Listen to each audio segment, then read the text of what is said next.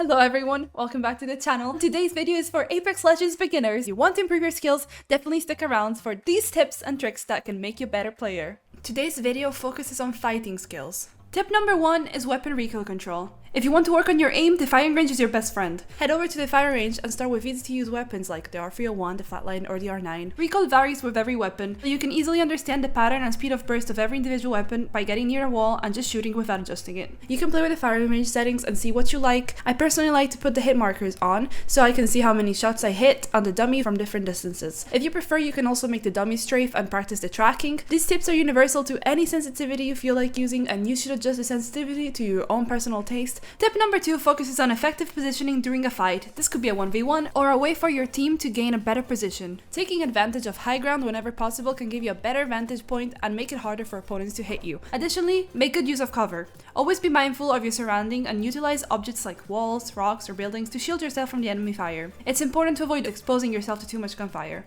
Instead, use quick controlled peeks to gather information and take shots. Smart positioning and utilizing covers effectively will help you stay alive. Tip number 3, mastering basic movement.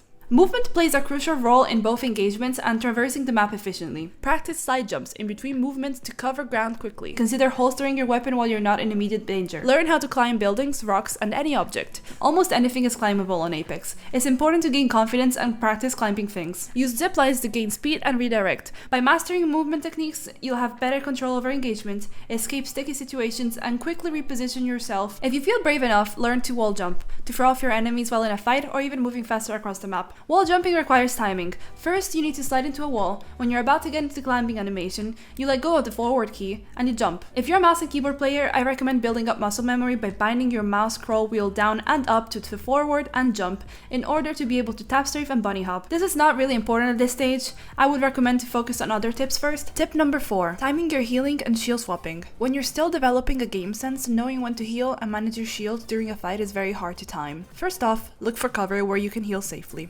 Risking taking damage while healing is counterproductive. There are 5 healing items, which all take different time to use. Syringes take 5 seconds to restore 25 health. Medkits take 8 seconds to restore all your health. Phoenix kits take 10 seconds, but they fully heal your health and shields. Since shield batteries take 5 seconds for recharging your whole shield, and shield cells take 3 seconds to recharge one cell, you should usually recharge your shields during a fight to get back into it faster. Prioritize health when you find yourself outside of the ring or when you're fighting against a caustic. Healing is not always your priority while in a fight. In my personal experience, I usually prioritize healing. However, sometimes I need to finish a push by not healing. For example, in this case, I knew my teammates were on low ground. Therefore, I dropped and relied on their help to push this enemy. Remember that you can move while healing to maintain cover better and heal while sliding down a hill. You should also start shield swapping from death boxes. If you win a 1v1, finishing the enemy and getting the shield from their box can instantly give you enough health to get back into the fight.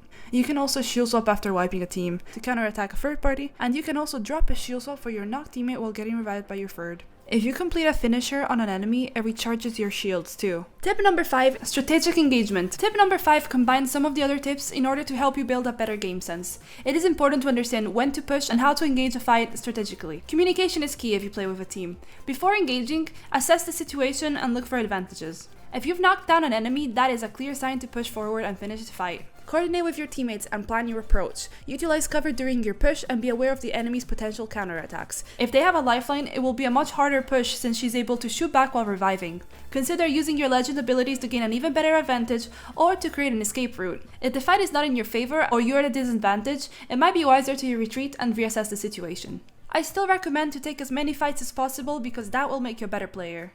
There you have it. Make sure that you don't go in autopilot mode and be focused on the tips that I just told you about. It will take time, so don't be discouraged if you don't see immediate results. Just have fun, play the game, and enjoy yourself. If this video was helpful at all, make sure to like and subscribe. Let me know what you want to see next, and I'll see you next time. Thank you for watching.